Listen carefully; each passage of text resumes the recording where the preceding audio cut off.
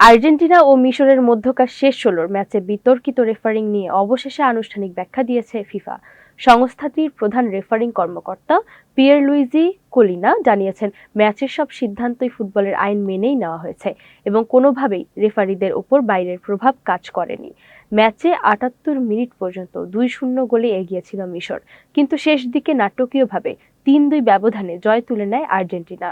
এরপর মিশরের একটি গোল বাতিল এবং একটি সম্ভাব্য ফাউল না দেওয়াকে কেন্দ্র করে তীব্র বিতর্ক শুরু হয়। মিশরের কোচ ও খেলোয়াড়রা অভিযোগ করেন, রেফারির সিদ্ধান্ত আর্জেন্টিনার পক্ষেই গেছে।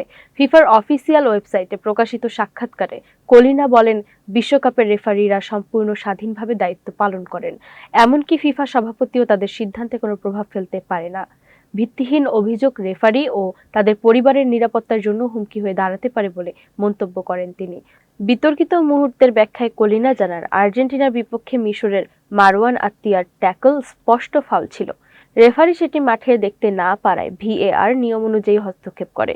অন্যদিকে ম্যাচের শেষ দিকে মোহাম্মদ সালাহ ও হুলিয়ান আলভারেজের সংস্পর্শকে স্বাভাবিক ফুটবলীয় সংঘর্ষ হিসেবে বিবেচনা করেছেন রেফারি ও ভিএআর। কলিনার ভাষায়, প্রতিটি গোলের আগে পুরো আক্রমণ ভাগের খেলা ভিএআর পর্যালোচনা করে। কোথাও ফাউল শনাক্ত হলে প্রয়োজন অনুযায়ী অন-ফিল্ড রিভিউয়ের পরামর্শ দেওয়া হয়।